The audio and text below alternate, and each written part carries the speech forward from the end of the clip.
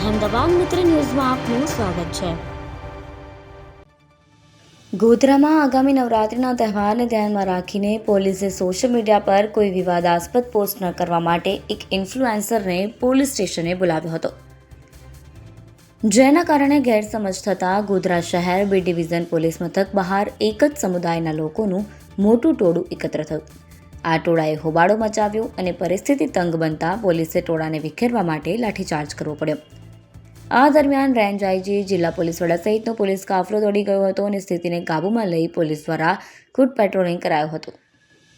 પ્રાપ્ત જાણકારી અનુસાર એક સોશિયલ મીડિયા ઇન્ફ્લુએન્સરને પોલીસ મથકે બોલાવ્યો હતો। ત્યારબાદ તે ઇન્ફ્લુએન્સરે પોતાનો વિડીયો સોશિયલ મીડિયામાં વાયરલ કર્યો। આ વિડીયો વાયરલ થતાં જ મોટા પાયે લોકો પોલીસ મથકની બહાર ભેગા થઈ ગયા હતા। ત્યારબાદ પરિસ્થિતિ નિયંત્રણમાંથી નીકળી ગઈ। આ દરમિયાન ટોળાએ પથ્થરમારો કર્યો હોવાની પ્રાથમિક વિગતો સામે આવી છે। ચોકી નંબર 4 પાસે તોડફોડ પણ કરવામાં આવ્યાનું જાણવા મળે છે। હાલાતને નિયંત્રણમાં લેવા માટે લાઠીચાર્જ કરવાની ફરજ પડી હતી।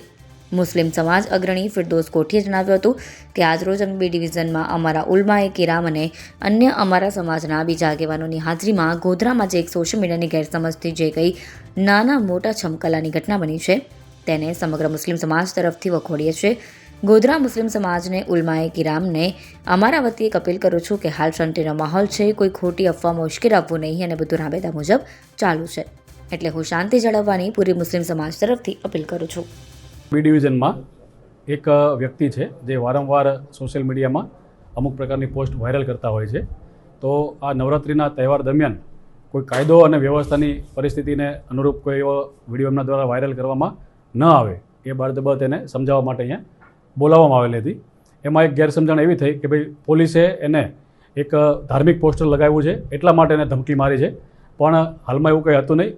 પણ એને જે લોકોને એવું લાગ્યું એના કારણે લોકો અહીંયા આવી ગયા અને લોકો ઉશ્કેરટમાં આવતા પોલીસે લાઠીચાર્જ કરી અને બધા લોકોને ભગાડી દીધા છે।